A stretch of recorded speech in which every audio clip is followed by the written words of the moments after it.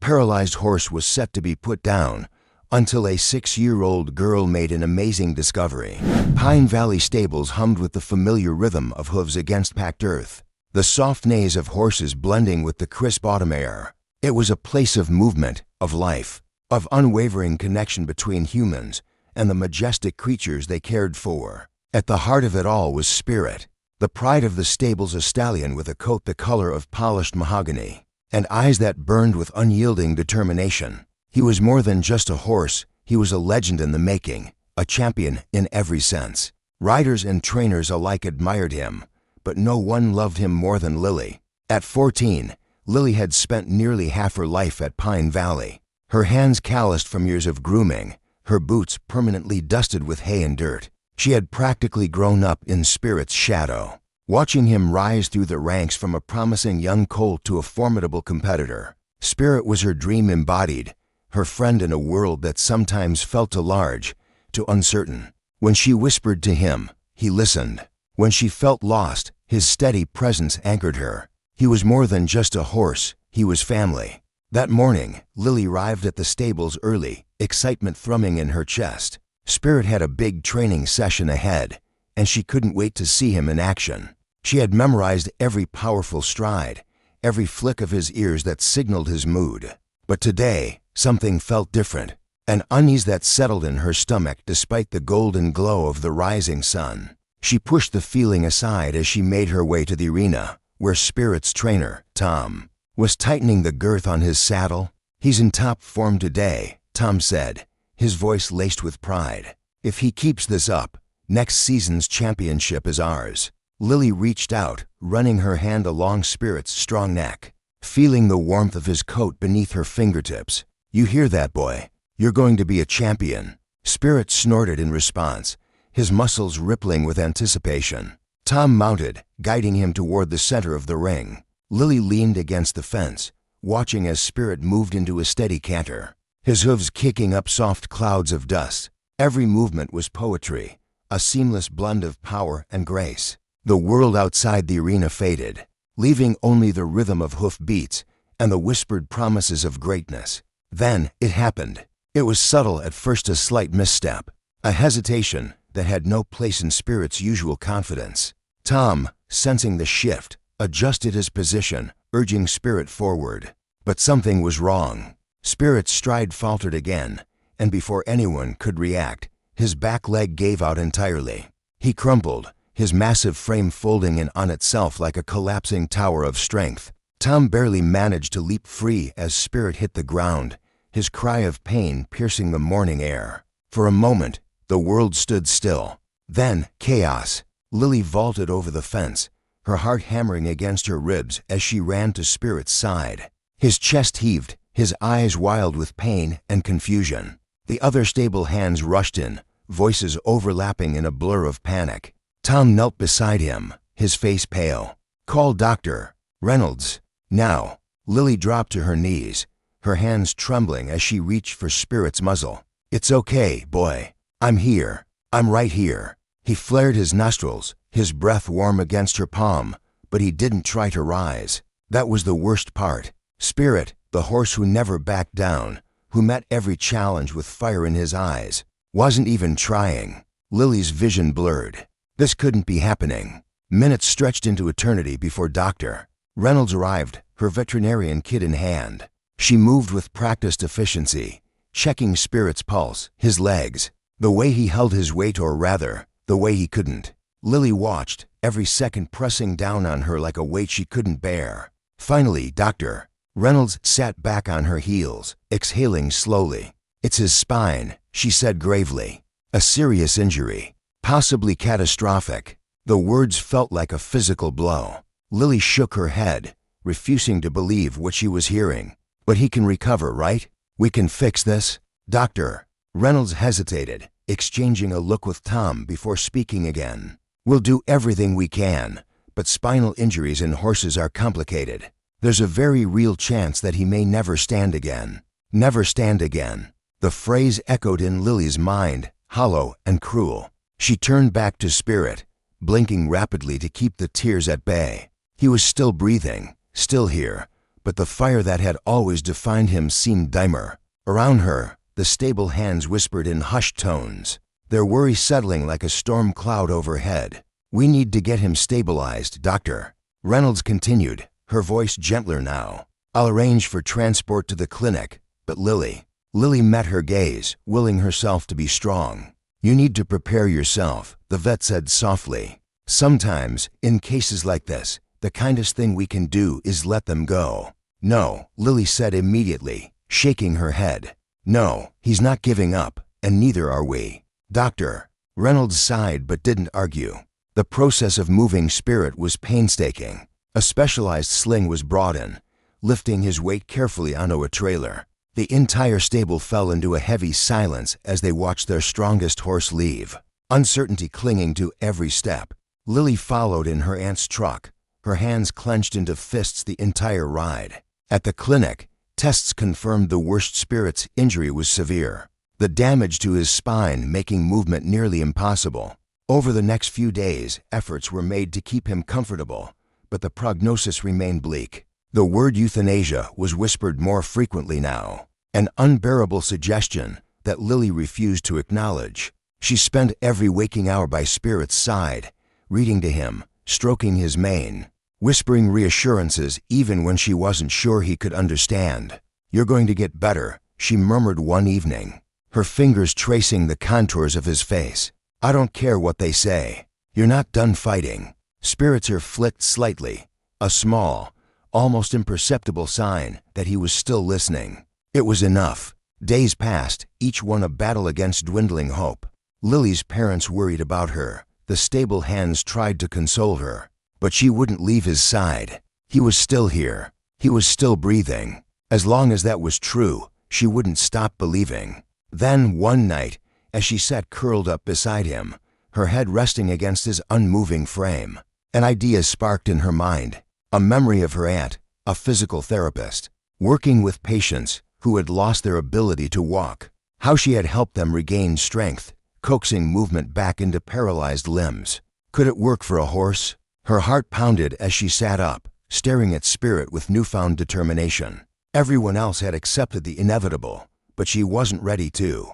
If there was even the smallest chance that Spirit could fight his way back, then she would fight with him. Because legends weren't meant to end like this. The days that followed felt like a never-ending battle against time. Spirit remained motionless in his stall at the clinic, his once powerful legs now useless beneath him. The other horses at Pine Valley Stables continued their training, their lives moving forward. But for Lily, everything had come to a standstill. She refused to see a future where Spirit wasn't a part of it. Every morning, she arrived before the sun rose, sitting beside him, reading to him, whispering stories of past victories as if words alone could reignite the fire in his eyes. But day after day, Spirit remained the same, breathing, alive, but not fighting. The stable hands had started avoiding his stall, unable to bear the sight of their strongest horse reduced to a fragile shadow of himself. Even Tom, who had always believed in Spirit's greatness, had stopped offering hopeful words. But Lily refused to waver. She had always known Spirit as a fighter, and if no one else believed in him, then she would believe enough for both of them. One afternoon, as Lily sat beside Spirit, stroking his mane, her Aunt Claire entered the stall. Claire wasn't a veterinarian, but she was a healer in her own right, a physical therapist who had spent her life helping people regain movement after devastating injuries. Lily looked up at her, eyes burning with exhaustion, but filled with an unrelenting hope. "What if we don't give up?" she asked, voice barely above a whisper. Claire sighed, kneeling beside her. "Lily, it's not about giving up. It's about what's best for him." Lily shook her head, gripping Spirit's mane tighter. "What if there's another way?" She took a deep breath, gathering her thoughts. "You help people walk again, even when doctors say they won't. What if we did that for Spirit? What if we treated him like one of your patients?"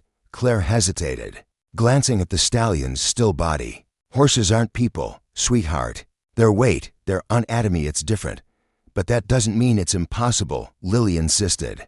"If we can help people recover from spinal injuries, why can't we try with him?" Claire studied her niece for a long moment, something unreadable passing through her gaze. Finally, She exhaled, nodding slightly. "All right," she said carefully. "Let's say we try. We'd need a plan, a real strategy. It won't be easy, and there are no guarantees. You understand that, right?" Lily nodded so quickly it made her dizzy. "I don't care how hard it is. I just need to try." The next day, Claire brought in books, notes, and research on equine therapy. She consulted with specialists, reaching out to veterinarians who had attempted rehabilitation in cases like Spirit's. Most responses were discouraging. Horses with severe spinal injuries rarely regained mobility. But there were exceptions, cases where determination, patience, and the right techniques had worked miracles. That was all Lily needed to hear. Together, they created a plan. The first step was preventing muscle deterioration. Since Spirit couldn't stand, they had to manually stretch and massage his legs to keep circulation flowing. It was slow work, painstaking and meticulous, but Lily did it every morning and night, her hands learning the contours of his muscles, searching for the smallest signs of resistance. The stable hands watched in quiet skepticism, some shaking their heads when they thought she wasn't looking. But Lily didn't care. If Spirit had even the smallest chance, she would find it. Next came hydrotherapy. With the help of the veterinarians, they carefully lifted Spirit into a specialized sling and lowered him into a rehabilitation pool. The first time, he panicked, his body thrashing weakly against the unfamiliar sensation of floating. Lily waded into the water beside him, her hands steady on his neck. "It's okay," she whispered. "I'm here." Slowly, he calmed, his legs making hesitant movements beneath the surface. The water supported his weight, allowing his muscles to engage without the strain of gravity. It was the first real movement he had made in weeks. Progress was agonizingly slow. Some days, Spirit showed flickers of effort, small shifts in his muscles that gave Lily hope. Other days, there was nothing, and doubt crept into the edges of her mind. The conversations about euthanasia hadn't stopped. Tom was kind, but firm. "Lily, you're doing everything you can. But sometimes, the kindest thing isn't holding on, it's letting go." She refused to listen. Every night, she sat with Spirit, resting her head against his side, whispering stories of the races they would still run. She spoke to him about the wind against his coat, the thunder of hooves beneath him. "You can do this," she told him. "I know you can." One evening, as she massaged his legs, exhaustion pulling at her limbs, she felt something so small, so fleeting, she thought she imagined it. A twitch, a single, almost imperceptible movement beneath her fingers. Her breath caught, her heart hammering against her ribs. "Spirit," she pressed her hands against his leg again, waiting. Another twitch, a tiny response, but a response nonetheless.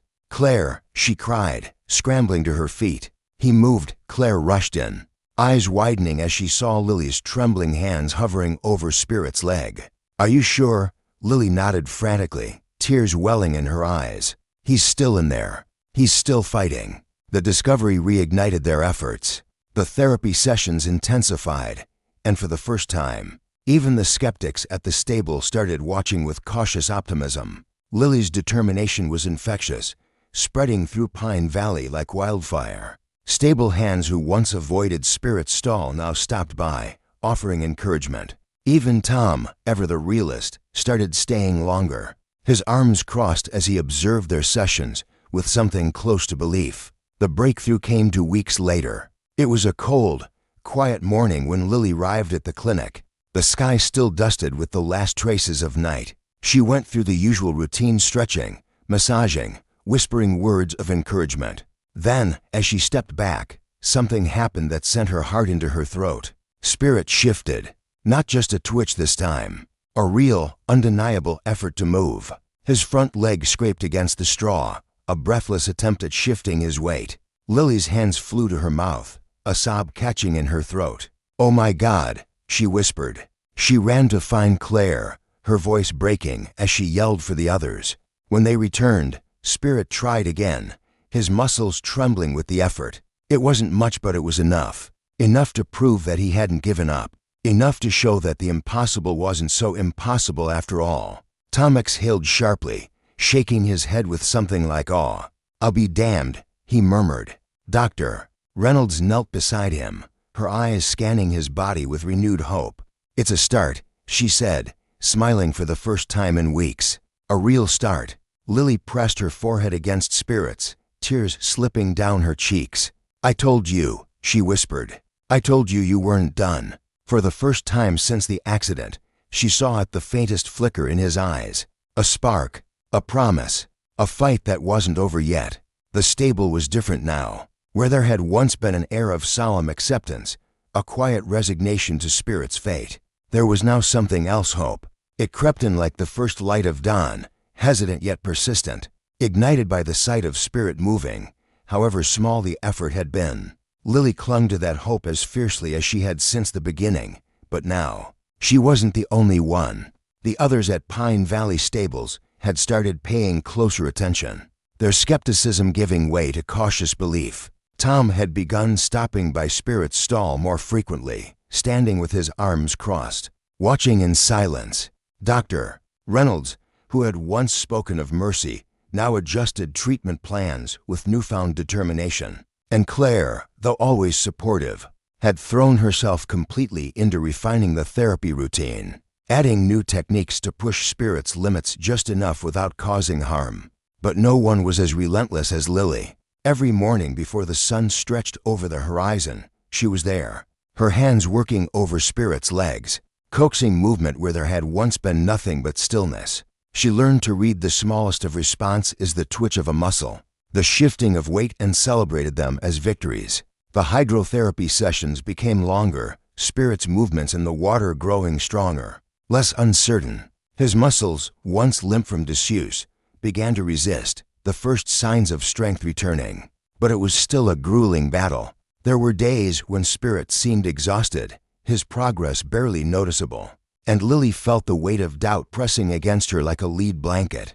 Was she really helping him, or was she only prolonging his suffering? These thoughts crept in late at night when exhaustion made her vulnerable, whispering that maybe everyone had been right to think she was chasing the impossible. It was on one of these nights, as she sat beside Spirit, her forehead resting against his side, that she felt a gentle nudge against her shoulder. She lifted her head to find Spirit staring at her, his dark eyes holding something she hadn't seen in weeks, understanding. He wasn't just existing anymore. He was aware, present, and in that moment, Lily knew. He was fighting, too. The next morning, she walked into the stable with renewed energy, her exhaustion pushed aside by resolve. She met Claire by the therapy area, where the harness and support rig had been set up for their most ambitious session yet. It was time to see if Spirit could stand. The process was slow, methodical. The support rig, designed to take most of Spirit's weight while allowing him to feel the ground beneath him, had been reinforced to ensure he wouldn't collapse. Lily stood beside him, murmuring encouragement as the straps were adjusted, her hands brushing against his coat in reassurance. The others watched, their quiet anticipation filling the stable like an unspoken prayer. Tom was there, his usual guarded expression softer, less skeptical. Dr. Reynolds observed with her arms folded, lips pressed together as if bracing for failure, but hoping for success. And then, it was time. Claire activated the hoist, slowly lifting Spirit from the ground. He whinnied softly, his ears flicking in uncertainty, his body tensing as the sensation of weight-bearing returned. His front legs stretched, his muscles twitching in response. He trembled, straining against the unfamiliarity,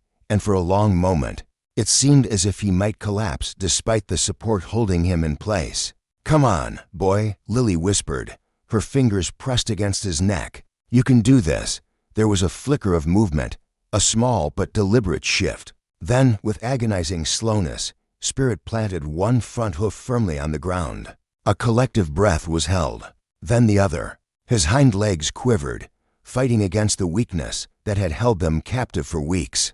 Lily's heart pounded so hard she could hear it. Spirit struggled, his entire body shaking under the effort, but then he was standing. Not fully, not without help, but he was standing. The stable erupted into stunned silence, the moment stretching into eternity before Tom exhaled a sharp breath. "I'll be damned, Doctor." Reynolds let out something between a laugh and a disbelieving sigh. Claire wiped her hands on her jeans, her expression unreadable before she finally gave a small, proud smile. But Lily didn't move, didn't breathe, afraid that if she so much as blinked, it would all vanish. Spirit stood, his legs weak but holding. He wasn't giving up. He had never given up. Her throat tightened, her hands trembling as she reached up to stroke his mane. "That's my boy," she whispered.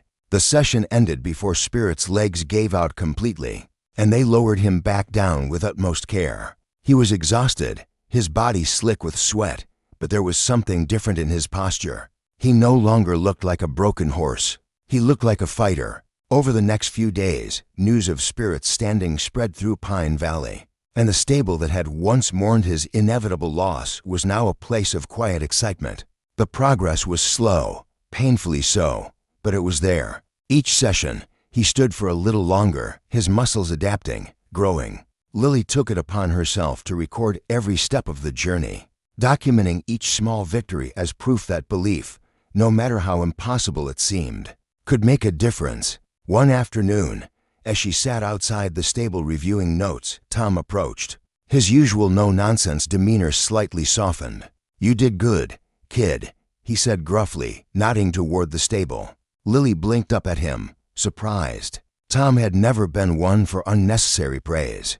"I didn't do it," she said. "Spirit did." Tom huffed a quiet laugh. "Yeah, but he needed someone to remind him he could." He hesitated, as if debating whether to say more, then added, "Not many would have fought this hard for a horse." "Lily, you didn't just believe in him, you made the rest of us believe too." Lily swallowed past the lump in her throat, nodding. "He's not done yet." Tom smiled, shaking his head. "No, I don't think he is." Spirit's recovery was far from complete, but something had shifted in everyone's minds. No one spoke of euthanasia anymore. No one looked at him with pity. He was no longer a lost cause, he was a miracle in progress. And Lily, she had never been more certain that Spirit's story wasn't over. It was only just beginning. The morning air was crisp, laced with the scent of damp hay and early autumn, the kind of air that usually carried the sound of galloping hooves and cheerful conversation at Pine Valley stables. But today, all eyes were on Spirit. He stood in his stall, his head high, his muscles tense with anticipation. It had been weeks since the accident, weeks since he had fallen, and now, against every odd, he was standing again, not just with the harness, not just with support, but on his own four legs. His stance was shaky, his hind legs still weak, but the fire in his eyes had returned. Lily watched him closely, barely daring to breathe. She had spent countless hours at his side, working his muscles, whispering encouragement, fighting for him when no one else would. And now, he was fighting for himself. The stable was silent, the usual chatter and bustle stilled by the weight of the moment. Tom leaned against the stall door, arms crossed, his sharp eyes scanning Spirit's form with something like reluctant admiration. Dr. Reynolds stood nearby, her usual guarded expression betrayed by the faintest hint of a smile. Claire adjusted the last strap of the safety harness, still looped loosely around Spirit's body, not holding him up, just there in case he faltered. They all knew this was the moment that would decide everything. Lily stepped forward, her hand brushing gently against Spirit's muzzle. "You ready, boy?" she murmured. Spirit exhaled, his breath warm against her palm, and then, slowly, he took a step. It was small, barely more than a shift of weight, but it was deliberate. His ears flicked forward, his eyes locked on Lily, as if drawing strength from her presence. Then, another step. His muscles trembled under the effort, but he kept going.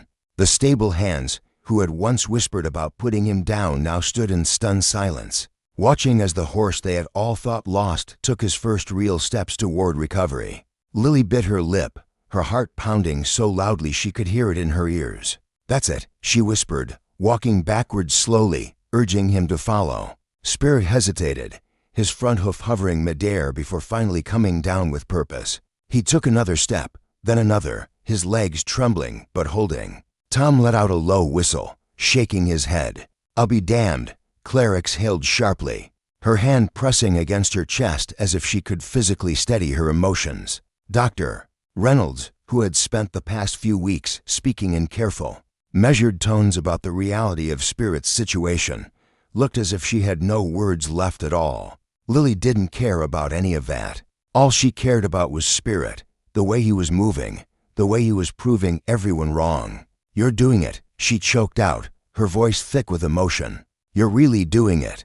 Spirit let out a soft whinny, his ears twitching at the sound of her voice, and then, as if fueled by her faith in him, he picked up his pace. His hind legs still wobbled, and his stride was uneven, but he was walking, on his own, without the harness, without anything but sheer determination. Tears burned at Lily's eyes, but she refused to blink them away. He had come so far, fought so hard, and now he was standing, moving, proving to the world that he wasn't done yet. Around her, the stable erupted into quiet cheers, murmured words of amazement and disbelief. Tom clapped Claire on the back, muttering something about miracles. "Doctor," Reynolds exhaled, a slow, measured breath, before finally smiling. But Lily barely noticed. She was focused on Spirit, on each step he took, on the way he held his head high despite the struggle. After a few more steps, Spirit let out a deep breath, his muscles quivering with exertion. And he stopped. He wasn't ready for more, not yet, but that didn't matter. He had done it. He had walked. Lily pressed her forehead against his, letting out a small laugh that was half sob, her fingers tangling in his mane. "I knew you could do it," she whispered. "I never doubted you for a second." For the first time in weeks, Spirit looked like himself again. He wasn't just surviving. He was living. The next few days passed in a blur of cautious excitement. Spirit's progress was slow but undeniable. Each session, he walked a little further, stood a little taller. His strength was returning, his muscles growing firmer with every stretch, every movement. Lily kept a journal, documenting each victory, no matter how small. First 5 steps, then 10, then an entire lap around the therapy ring.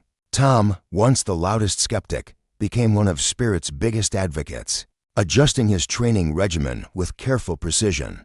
Claire continued refining their approach, tweaking therapy sessions to push Spirit just enough without overwhelming him.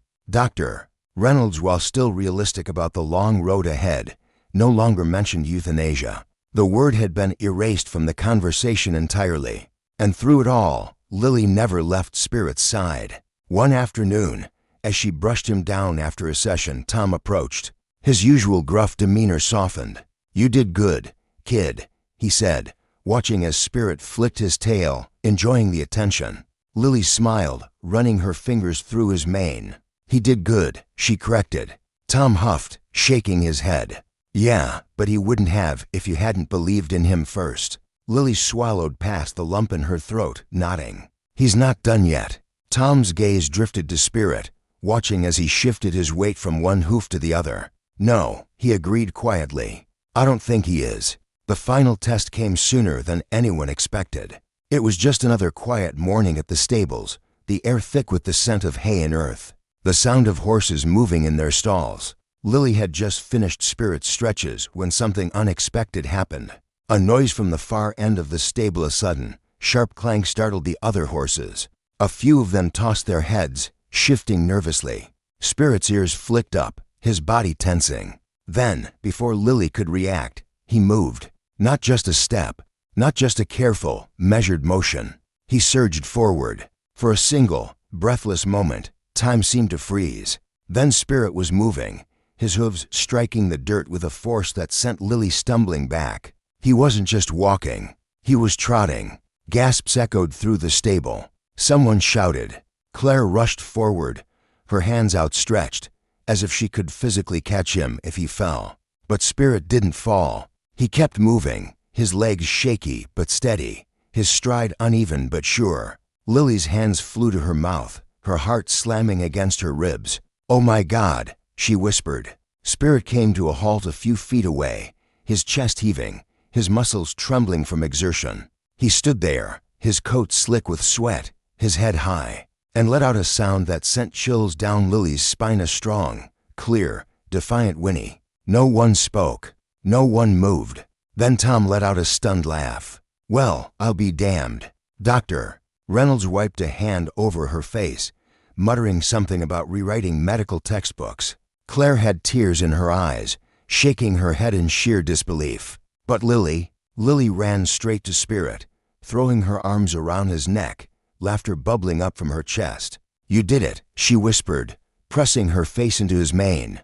"You did it." Spirit nudged her gently, his breath warm against her cheek. He wasn't just recovering. He was back. The day of the celebration arrived with the kind of golden sunlight that made everything feel alive, as if the world itself had been holding its breath for this moment. Pine Valley Stables was buzzing with energy, the air filled with the soft murmurs of anticipation, the rustling of hay, the occasional whinny of horses sensing the excitement. Lily stood at the edge of the arena, her fingers wrapped tightly around the lead rope attached to Spirit's halter. He stood beside her, his coat gleaming, his eyes sharp and alert, his muscles no longer weak with uncertainty, but strong with purpose. The past weeks had been filled with grueling work-long therapy sessions, careful conditioning, every movement calculated to rebuild what had once been lost. But today, none of that mattered. Today wasn't about what he had suffered. It was about what he had overcome. The stable hands, the trainers, the riders who had once pitied Spirit now stood gathered, their expressions transformed from doubt to awe. Tom, always the skeptic turned believer, leaned against the fence, arms crossed, a small smirk playing at the corners of his lips. Claire stood nearby, her eyes shining with a quiet pride. Even Dr. Reynolds, who had once spoken in hushed tones about euthanasia, now looked at Spirit with nothing but admiration. They had all come to witness something they had never thought possible: the return of a horse who had been written off, the triumph of a spirit that refused to be broken. Lily exhaled slowly, feeling the weight of every moment that had led to this one. She had dreamed of this day in so many ways, had pictured Spirit standing strong again, had whispered promises to him in the dark when hope had felt like a distant memory. And now, here they were. She reached up, running her fingers through his mane, grounding herself in the warmth of his presence. "You ready?" she whispered. Spirit's ears flicked back toward her, his muscles shifting beneath his coat, and then, without hesitation, he stepped forward. The crowd fell silent as he moved, his hooves pressing into the earth with steady confidence. At first, it was just a walk, a measured, deliberate stride, but then something changed. As if feeling the energy around him, as if sensing the unspoken expectation in the air, Spirit picked up speed. His walk became a trot, smooth and effortless, his legs carrying him forward with a grace that had once seemed impossible. A collective gasp rippled through the spectators, followed by murmurs of disbelief and awe. Spirit was moving as if he had never fallen at all. Lily let the lead rope slip from her fingers, trusting him, knowing he no longer needed her to hold him back. He picked up speed, his trot shifting into something more, something powerful, something free. And then, as if reclaiming everything that had been stolen from him, Spirit surged forward into a canter. The sight of him, his mane flying, his muscles working, his body no longer defined by struggle, but by strength, stole the breath from Lily's lungs. He wasn't just moving, he was running. The sound of his hooves against the earth was the only noise that mattered, drowning out everything else. The way he stretched into each stride, the way his body moved with effortless precision. It was as if the accident had never happened. The disbelief in the crowd melted into something else entirely: cheers, applause, the sound of victory in its purest form. Tom let out a loud whistle, shaking his head in sheer amazement. Claire wiped at her eyes, laughing through her tears.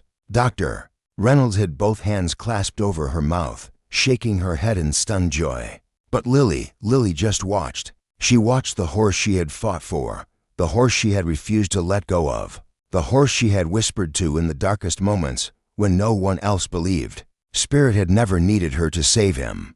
He had just needed her to remind him of who he was.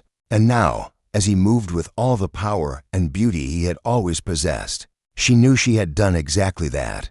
Spirit circled the arena, his movements fluid, his breath coming in steady bursts. Then, as if deciding he had proven his point, he slowed, transitioning smoothly from his canter to a trot, then to a walk. He made his way back to Lily, stopping in front of her, his chest rising and falling, his ears pricked forward as if waiting for her reaction. She reached up, pressing her forehead against his, her fingers tightening in his mane. "You did it," she whispered, her voice thick with emotion. "You really did it." The crowd erupted into applause, stable hands clapping each other on the back, riders wiping at their eyes. Tom stepped forward, his usual stoicism replaced with something close to pride. "Well, kid," he said, shaking his head, "I don't know how the hell you did it, but you did." Lily let out a soft laugh, still pressing her forehead against Spirit's. "I didn't," she murmured. "He did." Claire wrapped an arm around her shoulders, squeezing gently. "You both did," she corrected, her voice full of warmth. "And no one will ever forget it. Doctor." Reynolds approached, her gaze flicking over Spirit with something like reverence. "This," she said quietly, "this is why we never stop believing." As the celebration continued around them, Lily turned back to Spirit, brushing her fingers against his muzzle. He had always been special, always been more than just a horse. And now, he was something even greater, a symbol of resilience, of defying the odds, of proving that sometimes the impossible was just something no one had dared to try before. As the sun began to dip below the horizon, casting a golden glow over Pine Valley, Lily led Spirit back toward the stables. The cheers faded into the distance, but she didn't need them. She had everything she needed right here beside her. Spirit walked with his head high, his steps steady, his spirit unbreakable. And as they reached his stall, as she slipped off his halter and let him settle in for the night, Lily knew this was not the end of their story. This was just the beginning of something even greater.